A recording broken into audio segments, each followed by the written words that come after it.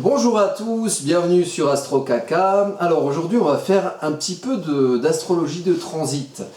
Je me suis posé des questions dernièrement par rapport à cette fin de cycle plutonien, puisque Pluton est en Capricorne depuis 2008. Capricorne, le signe du pouvoir, le signe de l'instruction des règles communes en société, donc quelque part un petit peu le juge, celui qui fait appliquer les règles.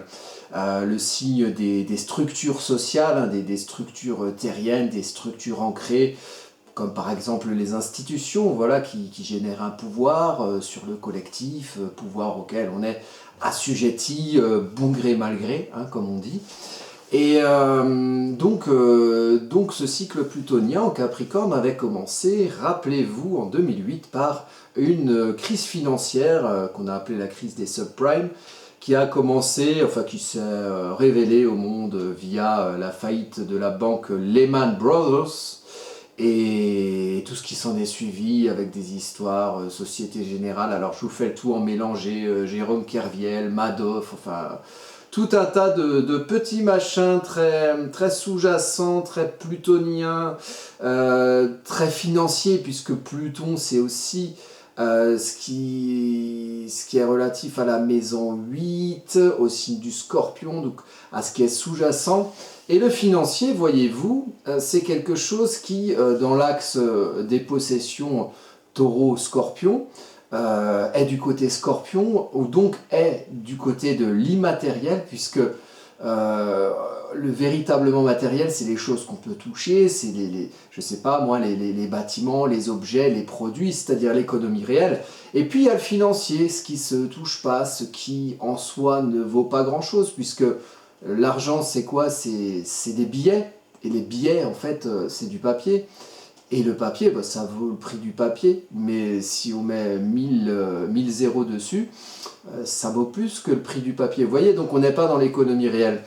Et aujourd'hui, c'est surtout des chiffres. Donc des chiffres, c'est quoi? Il y a le 1, il y a le 2, il y a le 16, que sais-je, il y a les 40 000 zéros derrière.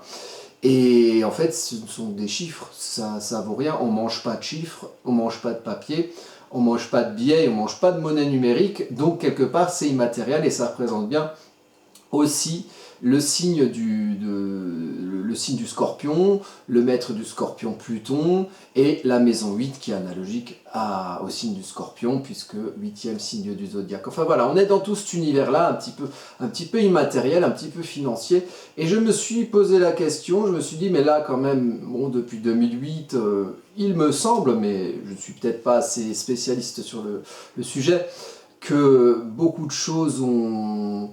Enfin, les années, voilà, on a passé des années, Pluton a eu le temps de passer tout le signe, puisqu'il est resté quand même presque 15 ans là, dans le signe du Capricorne.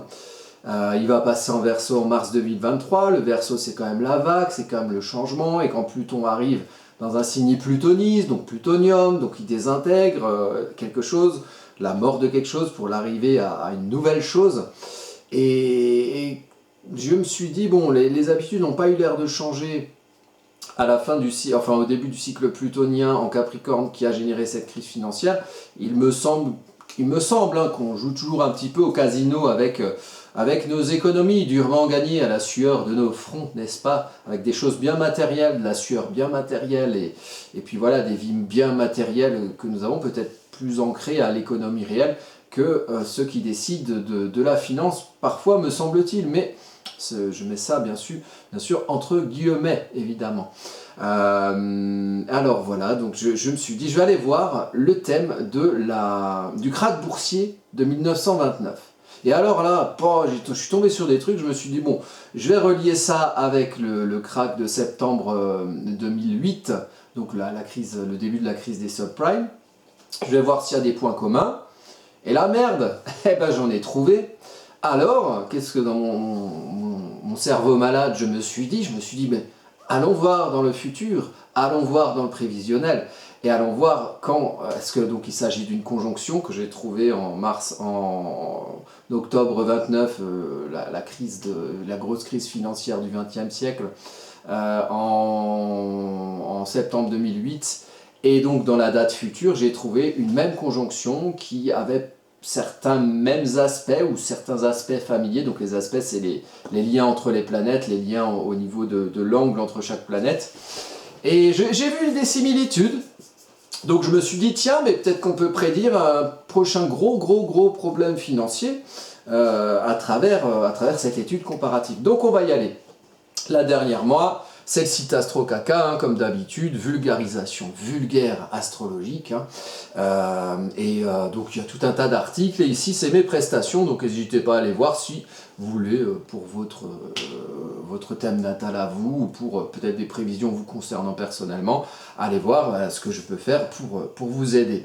Alors on va passer à la carte, voilà, alors ça c'est la carte du krach de 1929. Elle est jolie la carte. Alors, qu'est-ce qu'on a vu de beau là-dedans? Et quelle est cette fameuse conjonction qui se répète lors des crises financières? Alors, je suis allé loin. J'ai regardé aussi tout au long du XXe siècle, à chaque fois qu'il y a cette conjonction. Alors, cette conjonction, je vous la présente. Je vais un petit peu la mettre en valeur, donc je vais monter l'écran. Voilà. Voici la conjonction. Mince, mais qu'est-ce que c'est? C'est le nœud nord lunaire, donc le destin karmique collectif. Karmique, c'est karma, c'est les âmes globales qui comportent plusieurs incarnations. Et l'incarnation est relayée par le sac de l'âme, donc les mémoires de l'âme, qui pèsent ou qui aident l'incarnation, donc vous, dans votre vie présente, à avancer ou à résoudre certains problèmes, effectuer certaines missions.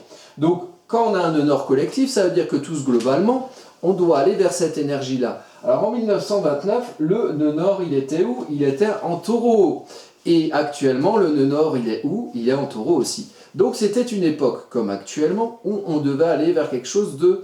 aller vers une énergie concrète, vers une énergie plus ancrée, vers une énergie allant vers la matérialité, allant vers le concret matériel, le concret vérifiable. Et c'est vrai que la finance à l'époque était en train de partir en sucette à faire augmenter des prix et des profits sans réelle correspondance avec l'économie réelle.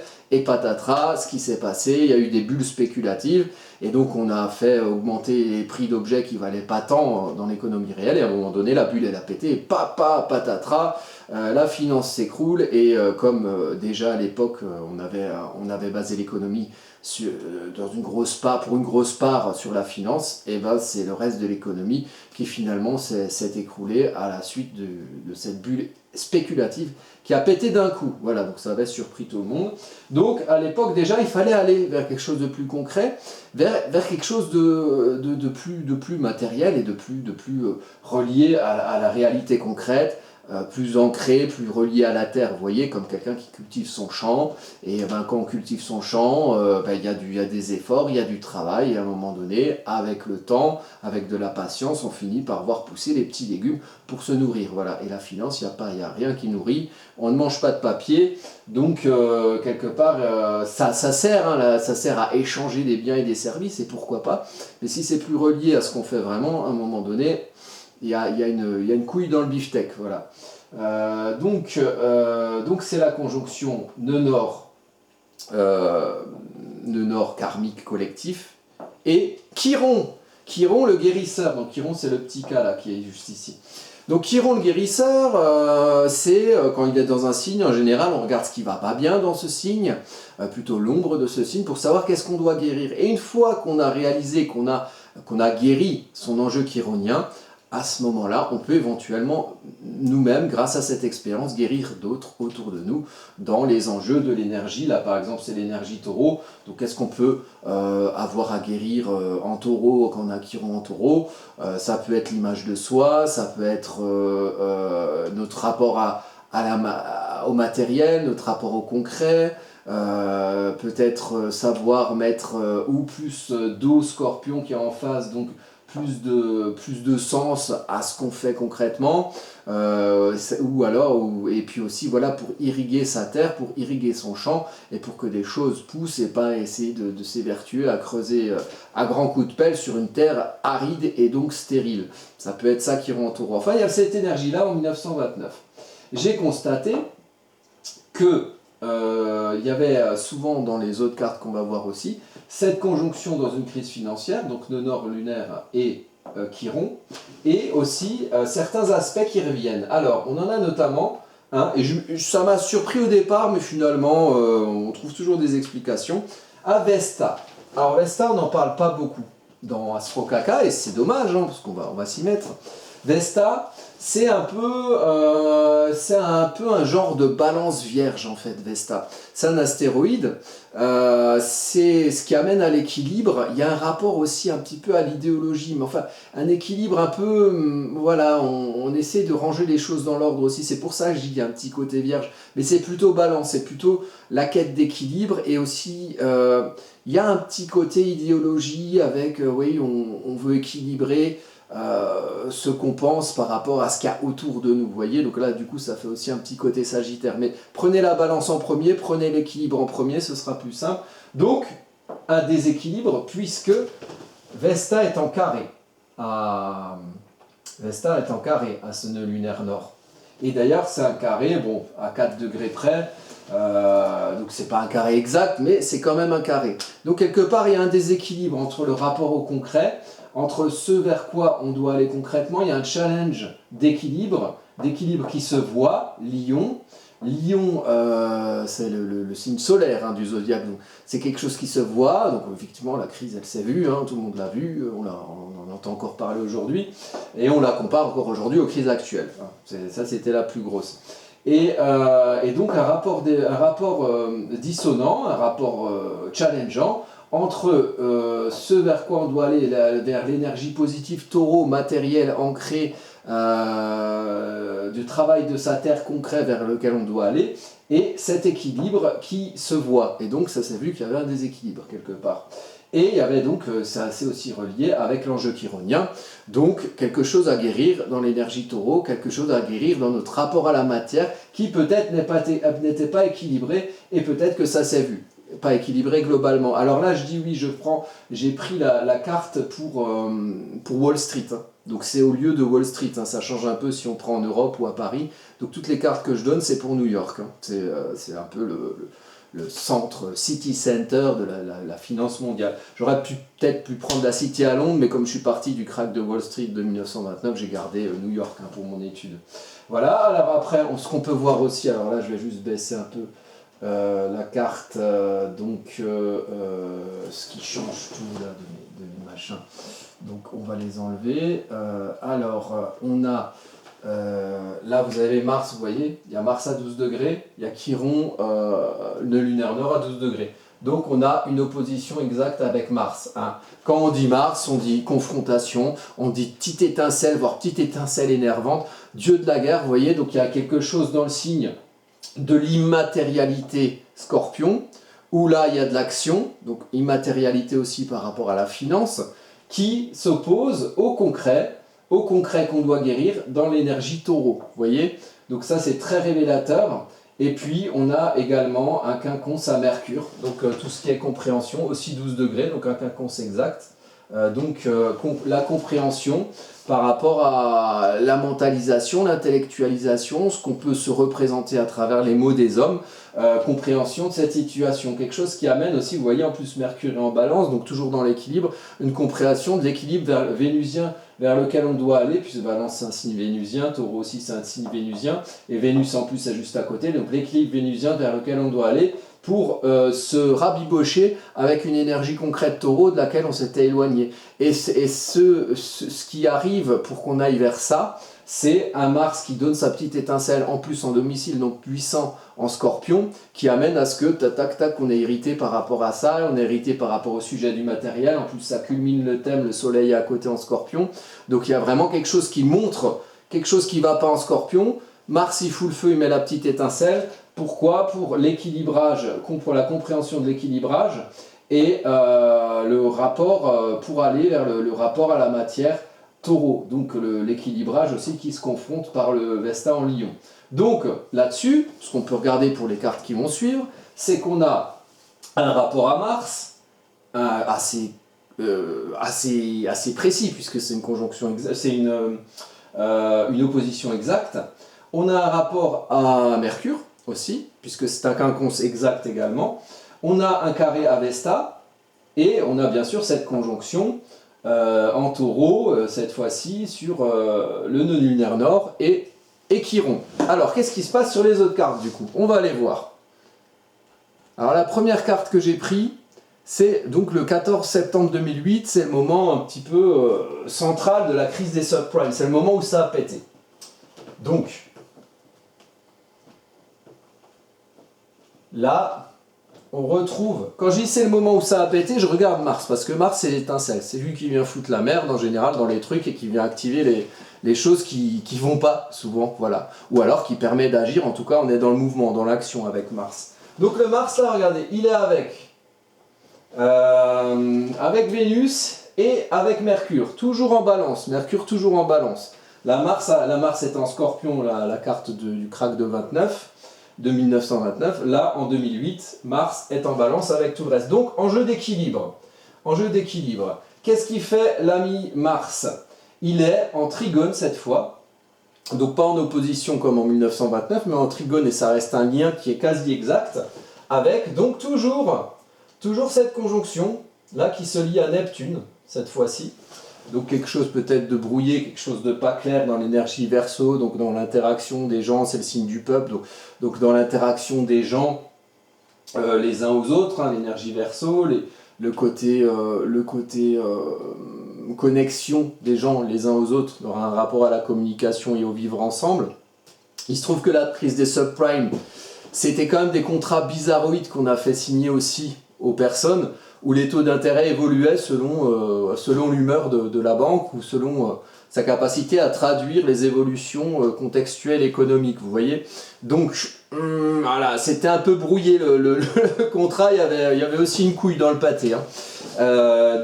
Du coup, peut-être que Neptune représente aussi un peu ça, cette brouille neptunienne par rapport à l'interaction des gens entre eux, et notamment par rapport à ce problème toujours qui est symbolisé par le nœud nord et par Chiron. Donc un nœud nord en Verseau qui indique que c'est vers l'énergie Verseau qu'il faut aller collectivement à ce moment-là. Donc vers l'énergie Verseau, on peut dire quelque chose de l'ordre de aller vers une meilleure communication des uns aux autres, aller vers un meilleur rapport au temps. Là on est quand même sur des choses qui ont foutu des gens dehors, donc on a un rapport à la propriété aussi, un rapport à comment dire, cette espèce, vous voyez le Verseau c'est le vivre ensemble, et là on a été dans une exclusion, il y a des quartiers entiers de villes qui se sont ou paupérisés ou qui ont carrément été évacués, genre à Détroit ou dans d'autres petites villes des États-Unis. On a foutu les gens dehors. Donc là, il y a le rapport à, plutôt que le vivre ensemble Verseau, on a vraiment le rapport à l'exclusion. Donc vraiment quelque chose de chironien à guérir dans l'énergie du Verseau, et le nœud nord qui invite à guérir cette chose dans l'énergie Verseau, puisqu'il faut aller vers le nœud nord collectivement quand on a un nœud nord à un endroit, et ici c'est en Verseau. Donc, encouragé par Mars en balance, donc on a un rapport à l'équilibre, Mars, Vénus en domicile et Mercure en balance. Donc on a un rapport à l'équilibre qui est en lien avec l'énergie Verseau, le vivre ensemble, la communication en réseau. Quelque chose à guérir là-dedans. Bon. On a toujours ce Vesta aussi, qui se trouve en carré encore, à la conjonction. Donc là c'est un carré, il est à 14, la conjonction est à 16, 18 ici. Donc c'est un carré à peu près du même ordre en exactitude en termes d'ordre, hein, donc de degrés de différence, pour que le carré soit exact à 90 degrés. Donc on a à peu près pareil. Donc on peut se dire à ce moment-là qu'en gros, s'il y a du rapport à Mars, là c'est un rapport positif trigone, avant c'était une opposition. S'il y a un rapport à Mars, s'il y a la conjonction Chiron, nœud lunaire nord, et s'il y a un lien aussi, là c'est un carré, à Vesta, l'équilibre, on peut se dire qu'éventuellement, il peut y avoir, dans la carte du ciel collectif, une crise financière. C'est possible. En tout cas, les deux cas-là, c'était le cas. Donc moi, j'ai été voir encore plein d'autres crises financières pour vérifier. Là, on peut aussi constater ici que, je vais un peu prendre une autre couleur, là, vous avez une figure iode. Alors, je vais faire une vidéo spéciale hein, sur les figures iode. C'est très très intéressant à étudier, il n'écrit rien ce truc quoi. C'est très intéressant à étudier, donc c'est deux liens quinconces qui se relient en un point, vous voyez. Là il y a deux quinconces et ça se relie en un point, donc c'est toujours sur cette conjonction qui est en enjeu d'équilibre balance, en enjeu de justice ou d'injustice. On adhère par Vénus, on agit par Mars, on se confronte, et on comprend par Mercure. Donc un gros enjeu personnel et collectif dans l'équilibre balance, dans la recherche de l'équilibre et de l'harmonie balance, qui se trouve par deux quinconces reliés à Vesta, Vesta en carré à notre conjonction Chiron de lunaire nord, et à Uranus. Uranus, hein, celui qui bouge aussi beaucoup les choses, hein, la tempête, vous voyez, quelque chose qui évolue. Donc par là, on a un rapport entre Mars et Uranus aussi. Et les rapports entre Mars et Uranus, ça peut être des accidents. Donc les accidents, pouf, là il y a crise financière. Donc quelque part, c'est un accident collectif. Je ne sais plus, sur la première carte, j'ai pas forcément parlé d'Uranus. Uranus, vous l'avez ici. Voilà, et Uranus, il est à 8 degrés du Bélier, et alors où est-ce qu'il est par rapport à cette conjonction? Non, il n'y a pas nécessairement de lien, et un lien à Mars, il n'y en a pas nécessairement non plus, ou si, il y a un trigone. Il y a un trigone entre Mars et Uranus, donc il y a quand même un lien entre Mars et Uranus ici aussi. De toute façon, quand vous avez un truc qui pète, une crise financière ou autre, un truc qui d'un coup dégénère, en général, il y a des liens à Mars et à Saturne. Donc là, vous avez Mars, tac, là, Mars et Uranus, pardon. Et là, vous avez Uranus, et donc, tac, Mars en domicile en Scorpion, lié par trigone à Uranus en Bélier, Uranus planète de feu en signe de feu, et Mars qui est en domicile en Scorpion. Une grosse puissance de mouvement, quoi. Vous voyez, mouvement, de choses qui évoluent brutalement. C'est une énergie électrique, Uranus. Alors, du coup, on va continuer nos petites cartes.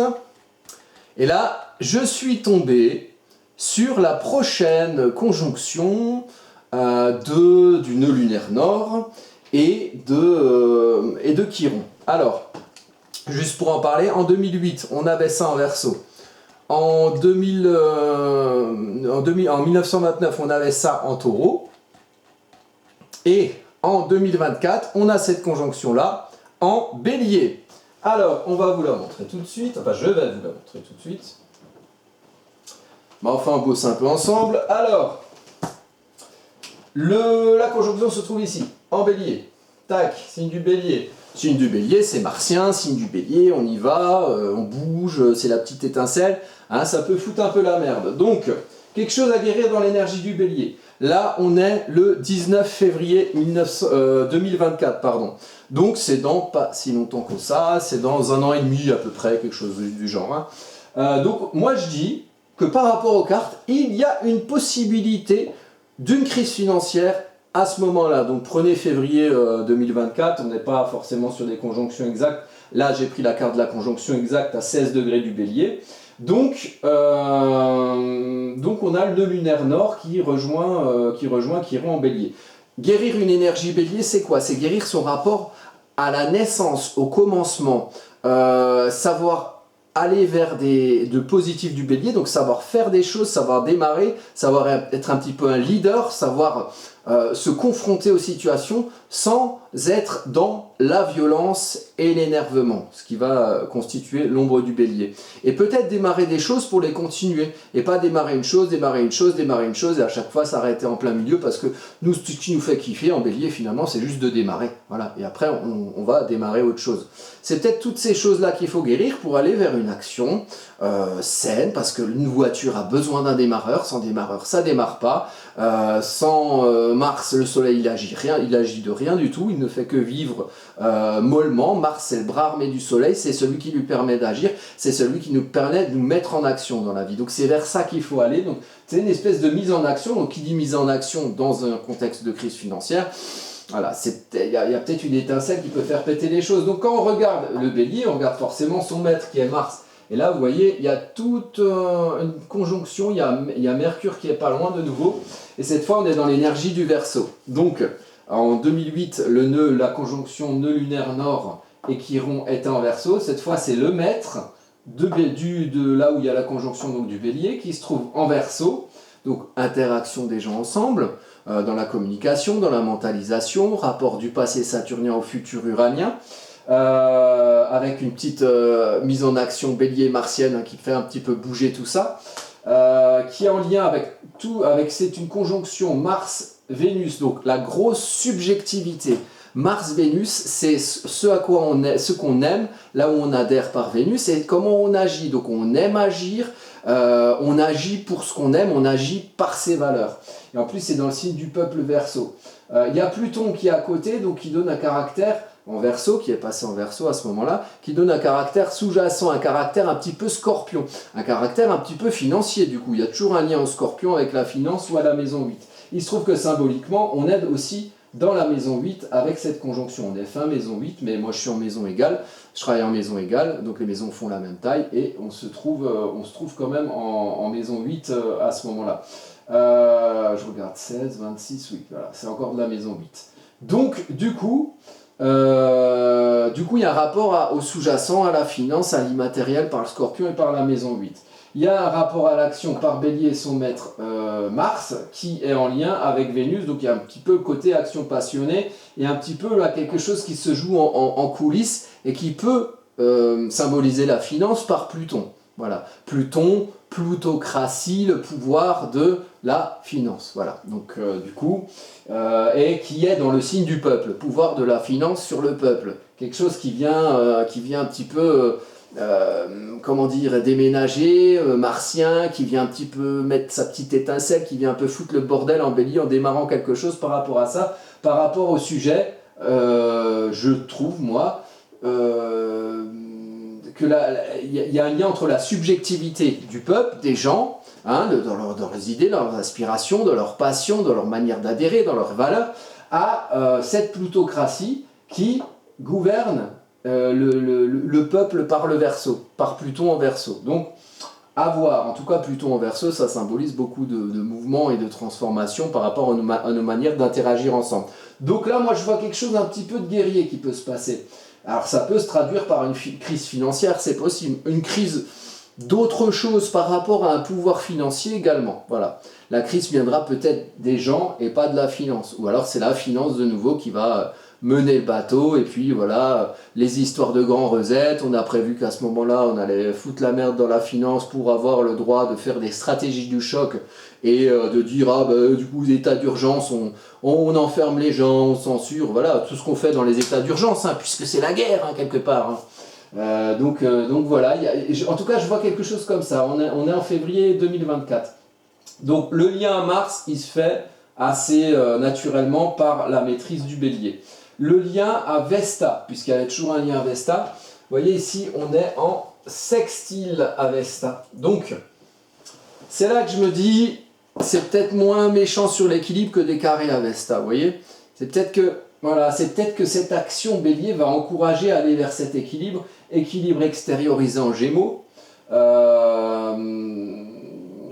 Donc, et toujours dans un signe d'air comme le Verseau, donc...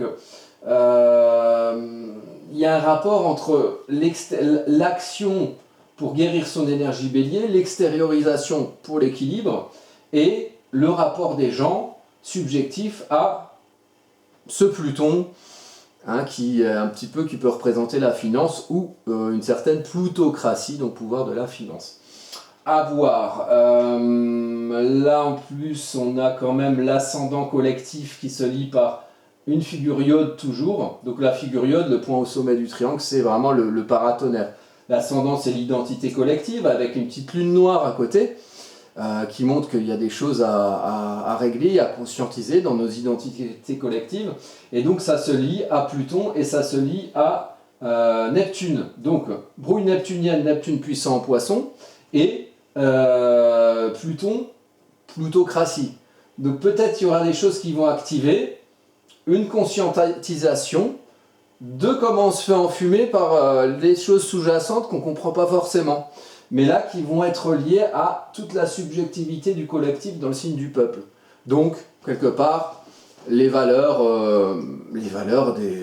individuelles, et forcément une addition de valeurs individuelles, ça donne des valeurs collectives, qui se relient par l'interconnexion Verseau des gens entre eux, et qui touchent un petit peu le côté sous-jacent plutonien. finance, choses qui se voient pas, choses qui glissent en coulisses, esprit du scorpion un petit peu dans le feutré, vous voyez. Voilà, ça se lie ça se lie à la brouille neptunienne par l'identité collective et aussi par quelque chose, voilà. On a en plus de la brouille neptunienne le côté l'angle mort de la lune noire où on voit pas trop ce qu'il y a derrière. Faut peut-être essayer de foutre un petit coup de lampe torche Mars le feu pour y voir un peu plus clair. Donc voilà, c'est un gros résumé. Moi je pense que si vous voulez faire un peu d'astrologie chez vous, vous regardez déjà ces 3 cartes. Et puis après, vous pouvez me poser des questions, ou à d'autres astrologues, ou même entre vous, pour voir comment on peut interpréter tout ça. Moi, ce que je fais ici, c'est essentiellement vous donner les liens en comparatif des points qui sont similaires. Et donc, je pars de cette conjonction nœud lunaire Nord-Chiron pour voir les points de similitude. Moi, je vois toujours un lien avec Vesta, je vois toujours un lien avec Mars, et là, Uranus. Là, vous voyez, il culmine en plus au sommet du thème. Donc, symboliquement, en taureau, toujours, hein, il y a aussi encore un lien avec le taureau. Taureau, Verseau, Bélier, il y a souvent des liens entre ces 3. Il culmine en planète de feu, d'évolution, de tempête, sur le taureau. Hein, Uranus en taureau, ça le fait chier le taureau dans son précaré, donc ça bouscule vraiment. Il y a Jupiter qui est pas loin, qui va pas tarder à entrer en conjonction, donc il va en plus accentuer ce phénomène de tempête sur le champ tranquille du taureau, tempête uranienne. Donc Jupiter il va encore gonfler le machin, avec un nœud lunaire nord et un Chiron en bélier qui mettent un petit peu, voilà, qui amène à guérir de cette énergie de feu par l'intermédiaire d'un Mars qui se trouve dans l'énergie du peuple Verseau. Voilà, je pense qu'il y aura des choses à conscientiser et à guérir sur comment on agit et puis comment on évolue concrètement. Il y a vraiment, moi à chaque fois sur ces cartes, je vois vraiment le lien de l'axe taureau-scorpion, scorpion par Pluton qui est le maître du scorpion et par Mars.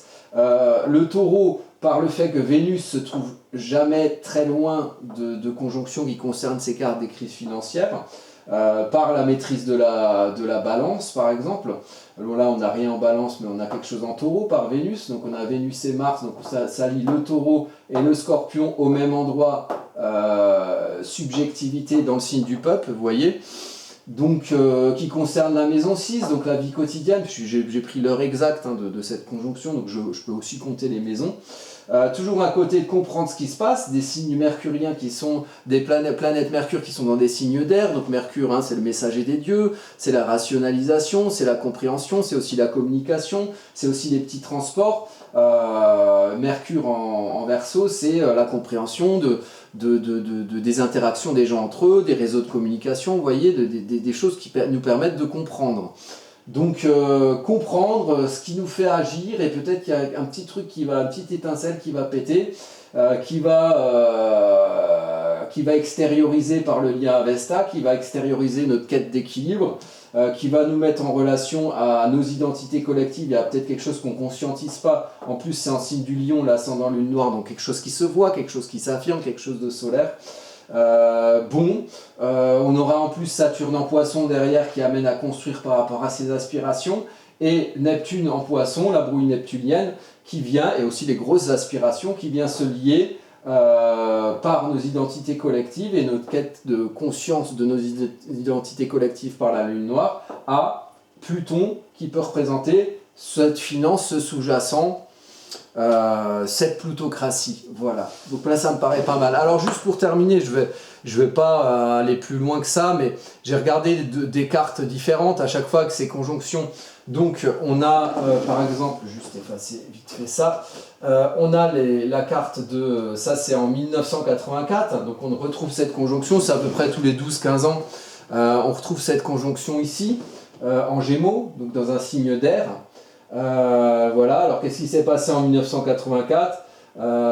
J'ai trouvé quelques articles, genre, qu'est-ce que j'ai mis ? Ah oui, fournir au système bancaire américain toutes les liquidités nécessaires pour éviter les défaillances catastrophiques et tenir la bride à l'économie pour calmer la surchauffe tout en maîtrisant l'inflation. Donc on a encore une question d'inflation. Et pour éviter, alors il y a marqué un truc genre la catastrophe qui a failli avoir lieu une semaine avant. Merde, une semaine avant, il a failli avoir une catastrophe financière, et on est juste sur la conjonction nœud lunaire nord Chiron en Gémeaux. Bon, bah, j'ai été voir une semaine avant et regardez sur quoi je suis tombé. Je suis tombé sur une carte avec une étoile de Salomon, ça veut dire de l'énergie qui va dans tous les sens. Hein. Ça, c'est des cartes, il y en a rarement des comme ça. Et là, évidemment, bon, bah, on peut voir tous les liens à Mars, Mars Scorpion. Il y a plein de choses qui se recoupent. C'est assez phénoménal, quoi. Bon, je peux pas aller trop loin dans ces vidéos, mais moi je vous conseille. Donc ça, c'est la carte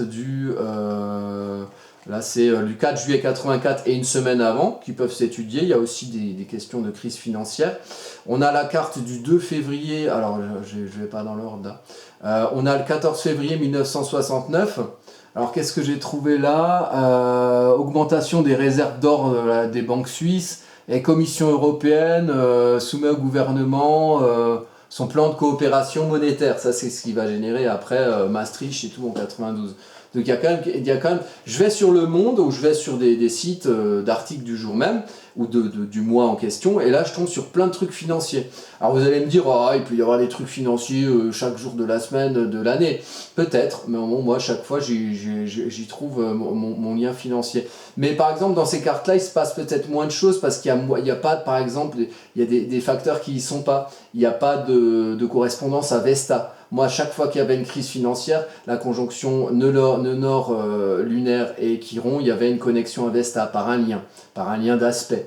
Là, on a aussi, ça c'est quoi, en 1942, ah oui, il y en avait un autre en 1954, c'était l'hiver 54, alors c'était la conjonction, elle était en Capricorne, je crois que c'est celle-là. Voilà, c'est celle-là, vous voyez, la conjonction est en Capricorne. Là pareil, il n'y a pas de lien, ah si, il y a un lien sextile à Vesta. J'ai pas nécessairement, bon, j'ai pas fouillé plus que ça, mais j'ai pas trouvé nécessairement de lien à la finance. Par contre, j'ai trouvé des liens à ce qui nous concerne, puisque c'est ce jour-là, ou pas loin, dans le 19, donc 10 jours après cette conjonction, enfin cette conjonction Chiron nœud lunaire nord, que la Russie a cédé à l'Ukraine la Crimée. Vous voyez les problèmes actuels dans la guerre en Ukraine, voilà, ça a commencé là, ça a commencé à ce moment-là, donc il y a des liens. Et puis c'est l'hiver 54 aussi, voilà. On a la conjonction guérir dans le signe du cœur de l'hiver Capricorne, et c'était l'hiver 54 qui a généré l'appel de l'abbé Pierre, Emmaüs, tout ça. Donc il y a quand même quelque chose d'intéressant. Mais financier, j'ai pas forcément trouvé. Et puis, donc il n'y a pas forcément des liens financiers, mais ça peut, en tout cas, il y a souvent un truc qui fout le bordel quand il y a des conjonctions Chiron nœud lunaire nord. Et donc ça c'est la carte de 1969, hein, j'ai déjà fait. 1942, donc 1942, vous voyez cette conjonction se trouve en Lion, et 1942 c'est donc c'est 25 novembre 1942, si vous voulez aller voir les cartes, hein, vous allez sur Astrothème, Transit, vous mettez les cartes. Et là vous avez 1942, c'est le début de la contre-offensive de Stalingrad, où les Russes ont commencé à reconquérir les terres prises par les nazis en Russie. Donc voilà, c'est quand même des événements à chaque fois qui sont pas négligeables et qui marquent, mais le lien conjonction Chiron au nœud lunaire nord, moi je les vois quand il y a un lien avec Vesta et quand il y a un lien clair à Mars, voire à Uranus, ou dans la carte un lien de Mars à Uranus. Il y a souvent une petite crise financière qui se prépare, et comme si on écoute un petit peu ce qui se passe, on se rend compte qu'il y en a quand même une bonne crise financière qui nous pend au nez et qui fera peut-être la conclusion du début du passage de Pluton en Capricorne, qui a débuté par une crise financière. Peut-être que d'ici peu de temps, genre en février 2024 peut-être, on va se retaper, c'est la vraie fin de Pluton en Capricorne en plus, hein, mars 2024, puisque Pluton passe en Verseau en mars 2023, et il retourne en Capricorne 3 mois après, en mai je crois, et il revient en Capricorne, il retourne en Verseau qu'à partir de 2024 si vous voulez. Donc c'est vraiment Voilà, le début de quelque chose ou la fin de quelque chose, c'est très plutonien tout ça, c'est la transformation. Et Pluton, c'est aussi la finance. Donc il faut toujours se méfier du pouvoir plutonien et de la plutocratie. Voilà. Bon, ben, je vous invite à regarder toutes ces cartes chez vous, hein, si vous voulez faire de l'astrologie. Et puis sinon, ben, vous pouvez poser des questions en commentaire comme d'habitude. Et moi, je réponds toujours. Malheureusement, je ne peux pas faire plus long parce que sinon, on y passerait des heures. Donc c'est vraiment un petit teaser qui permet un petit peu d'appréhender ces énergies et de faire du petit prévisionnel. Donc en février 2024, hein, billets sous le matelas, aller acheter des lingots ou acheter des boîtes de thon, j'en sais rien. Enfin voilà, la finance, peut-être qu'on comptera moins dessus. Voilà, je vous remercie de votre attention. Je vous donne rendez-vous bientôt pour de prochaines vidéos.